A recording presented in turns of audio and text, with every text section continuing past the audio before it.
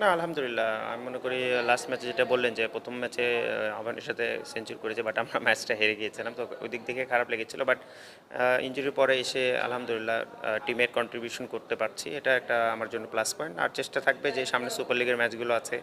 তো হয়তোবা আমরা চ্যাম্পিয়নশিপ থেকে একটু দূরে চলে গেছি। বাট স্টিল আমার মনে হয় যে আমরা যদি ৫টা ম্যাচ জিততে পারি, আমরা হয়তোবা রানার আপের একটা অ্যাচিভমেন্ট করার সুযোগ হবে। তো আমরা সবাই ওইভাবেই চিন্তা করছি এবং একটা গেম, 1 গেম এট এ টাইম আমরা চিন্তা করব এবং ইনশাআল্লাহ সবাই সেভাবেই প্রস্তুতি নিচ্ছে।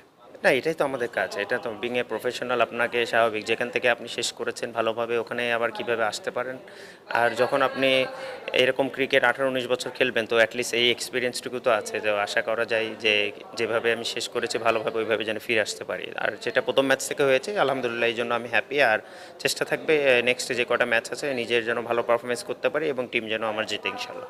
তা তো অবশ্যই, এখন ইউটিউবে তো সবসময় খেলা দেখা যায়। আর প্রতিটা ম্যাচই যখনই সময় পেয়েছে খেলা দেখেছি। ইভেন খেলার দিনেও খেলার পরেও আমার স্যার এবং তামিমের সাথে ম্যাক্সিমাম সময় যোগাযোগ ছিল এবং যারা ইয়াং প্লেয়ার আরও আমাদের টিমে ভালো খেলেছে ওদেরকেও আমি সবসময় টেক্সট দিয়েছি এবং তাদের সাথেও কন্ট্যাক্ট ছিল। তো আমি অবশ্যই দেখেছি।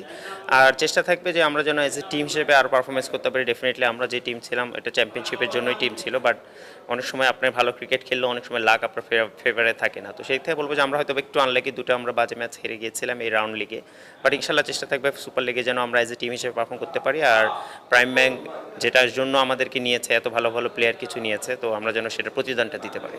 এক্সপিরিয়েন্স যদি পুরো আমাকে এক কথায় বলতে পারেন, আমি মনে করি অসাধারণ। কারণ খুব ঢাকা লিগে এরকম খুব কম টিমে আছে এত প্রফেশনাল এবং যেখানে এক্সট্রা কোনো বার্ডেন বা এক্সট্রা কোনো চাপ নেই কোনো অফিসিয়ালস থেকে।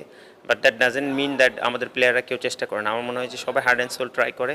আর তানজিল ভাই স্পেশালি এবং এখানে আমাদের টিমের সাথে কঙ্কন ভাই আছে, আমি দুইজনকে অবশ্যই অনেক থ্যাঙ্কস দিব। কারণ তারা যেভাবে টিমটাকে চালিয়ে যাচ্ছেন আর এখানে যারা ম্যানেজমেন্ট সাপোর্ট স্টাফ, কোচিং আর স্টাফ আছেন, তো আমি মনে করি যে অবশ্যই এটা একটা অনেক সুন্দর একটা এনভায়রনমেন্ট। যেটা আমি বললাম যে ডিপিএলে খুবই সচরাচর এরকম এনভায়রনমেন্ট দেখা যায় না। তো আমি মনে করি প্রাইম ব্যাংক অবশ্যই একটা এক্সাম্পল এই ডিপিএলে স্পেশালি।